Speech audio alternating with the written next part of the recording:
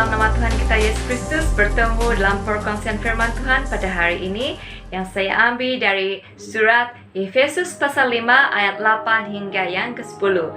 Saya bacakan dalam terjemahan bahasa Indonesia seperti ini.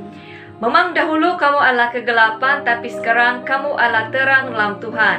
Sebab itu hiduplah sebagai anak-anak terang, karena terang hanya berbuahkan kebaikan dan keadilan dan kebenaran. Dan ujilah apa yang berkenan kepada Tuhan. Saudara yang dikasihi dalam nama Tuhan kita Yesus Kristus, apakah kita suka tinggal di dalam keadaan yang gelap atau kita suka tinggal di dalam suasana yang terang? Apakah perasaan kita ketika kita berada di dalam suasana yang gelap? Tentu kita akan merasa takut, kita merasa khawatir, bimbang, cemas, merasa tidak selamat, penglihatan kita terhad, dan pergerakan kita terbatas. Seperti itu jugalah kita diibaratkan pada masa lalu kita, sebelum kita mengenal tentang Tuhan Yesus sebagai Tuhan dan Juru Selamat kita yang pribadi.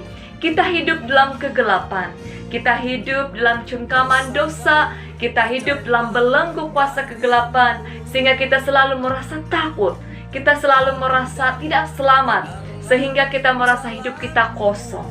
Tetapi setelah kita menerima Tuhan Yesus sebagai Tuhan dan Juru Selamat kita yang pribadi, hidup kita telah diubahkan, hidup kita telah mengalami sinar yang baru, sehingga kita tidak lagi hidup dalam ketakutan, tapi kita hidup dalam keberanian karena Roh Allah ada di dalam diri kita.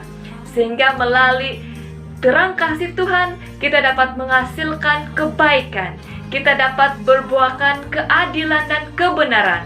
Sehingga apapun yang kita alami, kita selalu mengucap syukur karena kita hidup sebagai anak-anak terangnya Tuhan. Namun dalam segala sesuatu, kita haruslah menguji dan tahu apa yang akan menyenangkan hati Tuhan, itulah yang kita lakukan.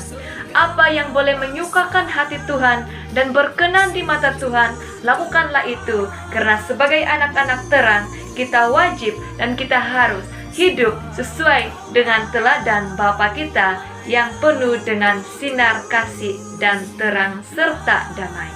Amin.